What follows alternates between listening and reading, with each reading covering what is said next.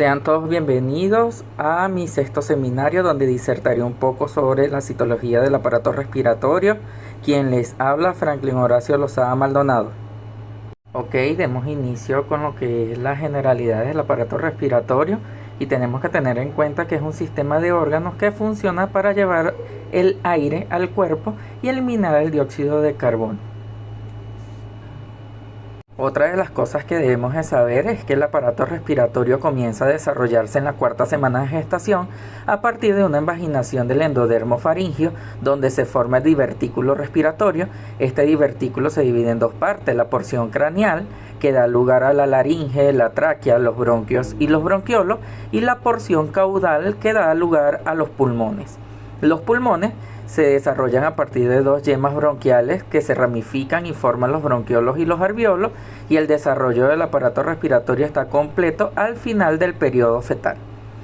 Con relación a la anatomía del aparato respiratorio, tenemos que tener en cuenta que este se divide en dos partes. Están las vías aéreas superiores, que están constituidas por la nariz, faringe, laringe y tráquea, y las vías aéreas inferiores, que está constituido por los bronquios, bronquiolos y alveolos. Las vías aéreas superiores son las encargadas de conducir el aire hacia los pulmones, y las vías aéreas inferiores son donde se produce el intercambio gaseoso. Los pulmones, por su parte, son dos órganos voluminosos que se encuentran en la cavidad torácica. Están divididos en dos lóbulos. Está el pulmón derecho, que tiene 3 lóbulos, y está el pulmón izquierdo, que tiene 2 lóbulos. Los lóbulos pulmonares están cubiertos por una membrana llamada pleura. Como les comenté anteriormente, la función principal del aparato respiratorio es llevar oxígeno al cuerpo y eliminar el dióxido de carbono. Este proceso se denomina respiración, y la respiración se divide en dos fases. Está la inspiración, donde el aire ingresa al cuerpo por la nariz y viaja por la faringe, la laringe, la tráquea, los bronquios y los bronquiolos hasta llegar a los alveolos. Y tenemos la expiración, que es donde el dióxido de carbono se elimina del cuerpo por el mismo camino que el aire ingresa. El intercambio gaseoso se produce en los alveolos. Los alveolos son pequeños sacos de aire que están rodeados de capilares sanguíneos. El oxígeno del aire se difunde desde los alveolos a los capilares sanguíneos. El dióxido de carbono se difunde desde los capilares sanguíneos a los alveolos. La frecuencia respiratoria es el número de veces que una persona respira por minuto, y la frecuencia respiratoria normal debería de oscilar entre los 12 a 16 respiraciones por minuto. Por otra parte, con relación a la histología del aparato respiratorio, este se divide en dos zonas principales: la porción conductora y la porción respiratoria. La porción conductora, que está constituida por las fosas nasales, está revestido por un epitelio pseudoestratificado ciliado con células caliciformes, una lámina propia con vasos sanguíneos, glándulas mucosas y tejido linfoide. Por su parte, la laringe también está revestida por un epitelio pseudoestratificado ciliado con células caliciformes y cartílago hialino que forma la estructura laringea. La tráquea está revestida por un epitelio pseudoestratificado ciliado con células caliciformes, anillos cartilaginosos completos que mantienen la luz del tracto. Y los bronquios, que también está constituido por un epitelio pseudoestratificado ciliado con células caliciformes y anillos cartilaginosos incompletos. La porción respiratoria, compuesta por los bronquiolos, que está revestido por un epitelio cúbico simple ciliado, y en este caso hay una disminución del cartílago en esa zona. Los conductos alveolares están revestidos por un epitelio cúbico simple, los sacos alveolares por un epitelio plano simple, y los alveolos están revestidos por un epitelio plano simple. En este caso está constituido por neumocitos tipo 1 y células granulares secretoras de surfactante, los neumocitos tipo 2, y abundante red capilar. Dentro de esas estructuras celulares tenemos las células ciliadas que mueven el moco hacia la faringe, las células caliciformes que son productoras de moco para proteger el epitelio, las células basales que se dividen para reemplazar las células ciliadas y caliciformes. Tenemos también lo que son las células de Kulczynski, que son células neuroendocrinas que producen hormonas, y los macrófagos alveolares que fagocitan partículas extrañas en esa zona. Por su parte, los fundamentos de la citología respiratoria tenemos que tener en cuenta que la citopatología respiratoria consiste principalmente en la valoración de distintos tipos de muestras que se pueden clasificar en sentido amplio como citología exfoliativa o por punción aspiración con aguja fina. La citología de las vías respiratorias resultan útiles para valorar diversos trastornos que pueden cursar en hemostisis, tos productiva, posibles infecciones en pacientes inmunodeprimidos o la presencia de nódulos o masas en la zona. Se han obtenido resultados variables sobre la exactitud diagnóstica en cada tipo de muestra.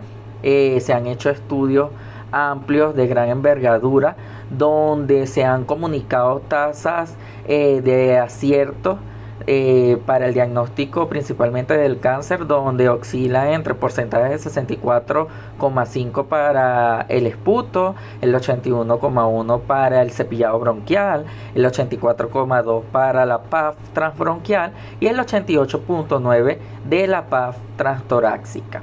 Tenemos que tener en cuenta que ya, como venimos conversando, existen dos tipos de toma de muestra para citología respiratoria. Tenemos la citología foliativa, que se realiza en lesiones superficiales. Este tipo de citología foliativa se da por descamación espontánea o descamación inducida por métodos mecánicos. Tenemos también la toma de muestra directa de lesiones, que son más que todo lesiones parenquimatosa, y se realiza una citología de PAF, una punción aspiración con aguja fina. Este tipo de métodos de tomas de muestra tienen algunas técnicas específicas dependiendo a cada una de ellas. Con respecto a la descamación espontánea, el esputo puede ser matutino o puede ser un esputo inducido.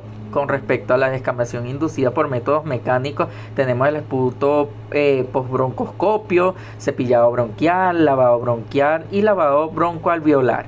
Y con respecto a la punción aspiración con aguja fina, tenemos que tener en cuenta que la técnica es transtorácica percutánea y puede ser también transbronquial. Por otra parte, tenemos que tener en cuenta que una vez que es obtenido el material biológico, dependiendo de la técnica que se esté realizando, estos son dirigidos al laboratorio de anatomía patológica, donde se realiza un ingreso del material. Y dependiendo del material, se pueden aplicar o no diferentes tipos de técnicas de procesamiento para poder obtener una lámina óptima y poder visualizar y analizar a través del microscopio. En relación a lo que es el esputo, que llega una muestra en fresco, a este se le realiza una descripción macroscópica de ese material biológico. Luego el material biológico es extendido en una lámina portaobjeto, se fija el material biológico, se deja secar y se procede con la coloración del material. En este caso se puede aplicar una técnica de coloración de hematoxilina eosina. Una vez que la técnica se realiza, se monta el material biológico y este puede ser analizado a través del microscopio. Con relación al lavado bronquial o al lavado broncoalveolar, la muestra llega fijada con alcohol al 50%. Se realiza una descripción del material biológico, o en este caso del líquido que llega.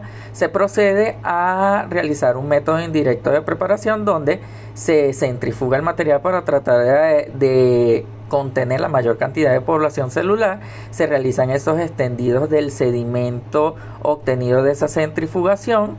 Se fija en este caso con la técnica de secado y se procede con la coloración del material. Una vez que se colorea el material, se monta y se puede observar a través del microscopio.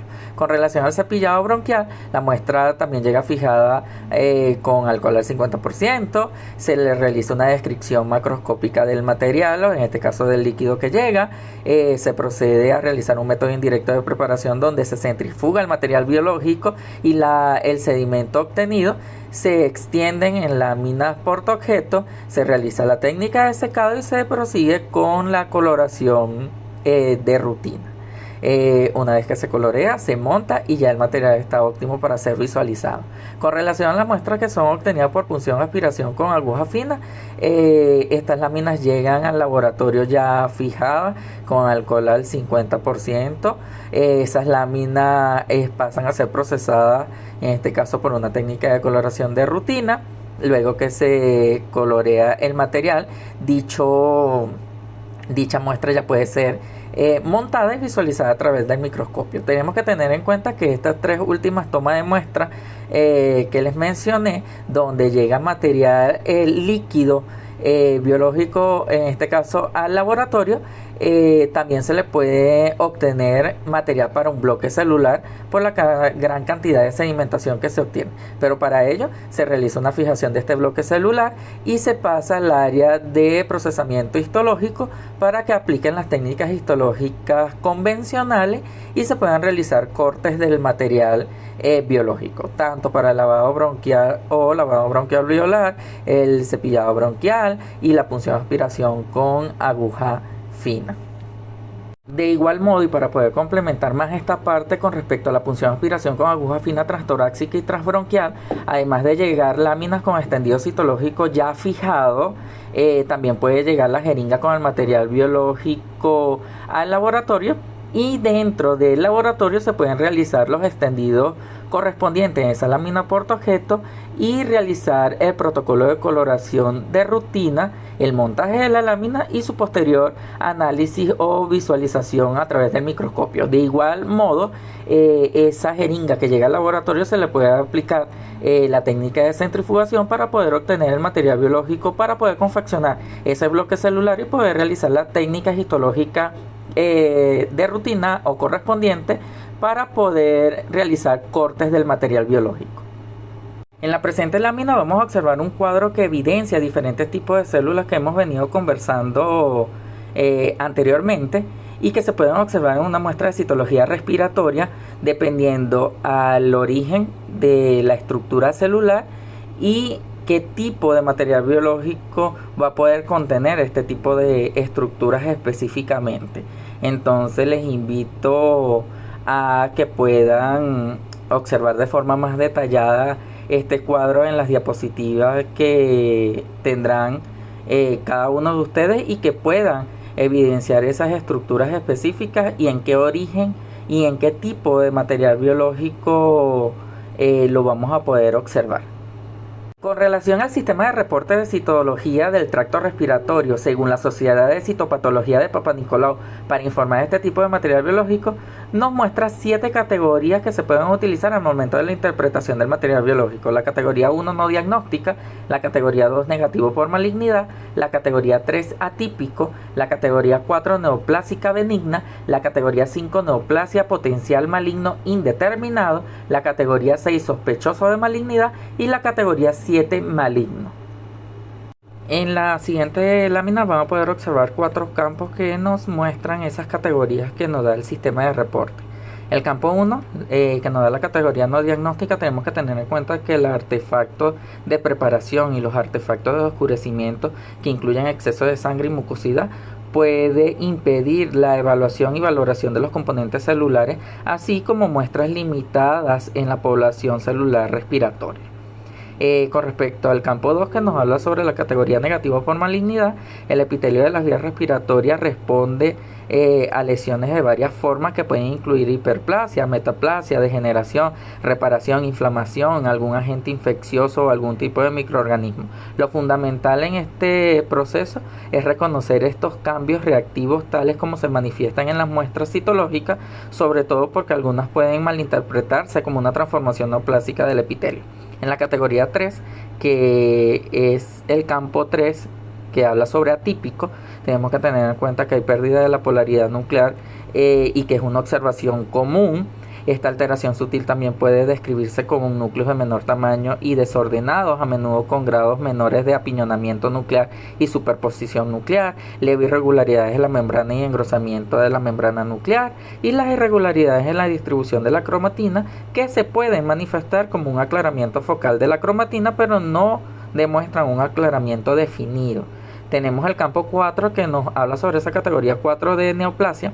Tenemos que tener en cuenta que esta categoría neoplásica se subdivide en neoplasias benignas y neoplasias de potencial maligno desconocido y algunos cánceres de bajo grado. Esta división se instituyó debido a las posibles diferencias en el comportamiento, así como en las diferencias de las posibilidades de diagnóstico basadas en la citomorfología. La categoría general de neoplásico incluye ambas lesiones definitivamente benignas sin potencial de comportamiento agresivo.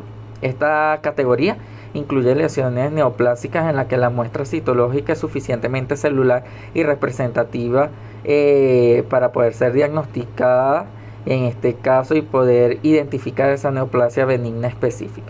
La asignación de esta categoría puede verse también facilitada por algunos hallazgos clínicos y de imagen, como algunas pruebas auxiliares que se puedan incluir en este punto, como la inmunistoquímica.